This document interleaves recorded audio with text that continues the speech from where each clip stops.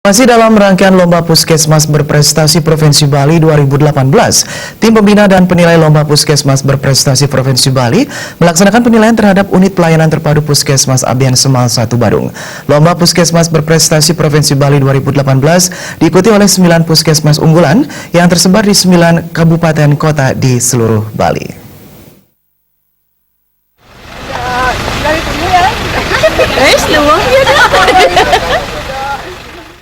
Ketua Tim Penilai Lomba Puskesmas Berprestasi Provinsi Bali 2018, Dr. Wayan Sukrate mengatakan, penilaian Puskesmas Berprestasi kali ini dilakukan di UPT Puskesmas Abian Semal 1.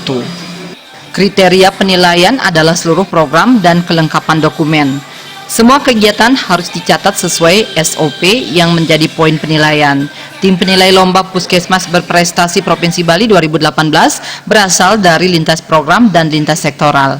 Pembangunan di sektor kesehatan akan sukses dan berjalan lancar apabila melibatkan SDM-SDM dari lintas program dan lintas sektoral. Kegiatan ini diharapkan nantinya bukan hanya mengejar juara.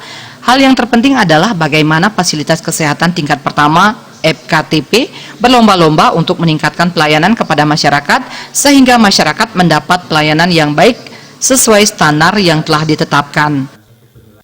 Penilaiannya untuk ini yang ke-9 di Puskesmas UPT Puskesmas Abian Semal 1. Ya, kemudian pengumumannya itu bulan Juni melalui rapat-rapat. Karena penilaiannya ini kan tidak hanya satu orang, seperti tadi melibatkan lintas sektor, jadi dikumpulkan dulu nilai-nilainya, kemudian direkap, kemudian diadakan rapat, baru diputuskan pemenangnya. Hadiahnya berupa piagam, kemudian ada piala, kemudian ada penghargaan berupa uang tunai pembinaan itu ya. Iya, untuk juara 1 akan mendapatkan 18 juta, juara 2 akan mendapatkan 16 juta, dan juara 3 14 juta. Bagi Wakil Bupati Badung Ketut Suyase, berkenaan dengan penilaian oleh pemerintah Provinsi Bali melalui Dinas Kesehatan pada pembinaan pelayanan Puskesmas Berprestasi di Bali, UPT Puskesmas Abian Semal 1 merupakan perwakilan Kabupaten Badung. Hal tersebut menginspirasi pemerintah Kabupaten Badung untuk semakin menguatkan kebijakan strategis di sektor kesehatan yang menyentuh sektor peningkatan pelayanan, sektor peningkatan kualitas SDM, sektor peningkatan kualitas dan kuantitas fasilitas kesehatan, dan terakhir sektor pemberdayaan masyarakat yang tentu saja bersinergi dengan Puskesmas dalam hal peningkatan kualitas kesehatan di wilayah Badung. Ya, mudah-mudahan dan pembinaan dan penilaian ini kita selalu bersama-sama ya. Satu sisi kami sebagai pimpinan daerah untuk selalu menjaga, mengawal dan memperkuat kembali kebijakan-kebijakan strategis kita terhadap kesehatan dan juga pada sumber daya manusia kita.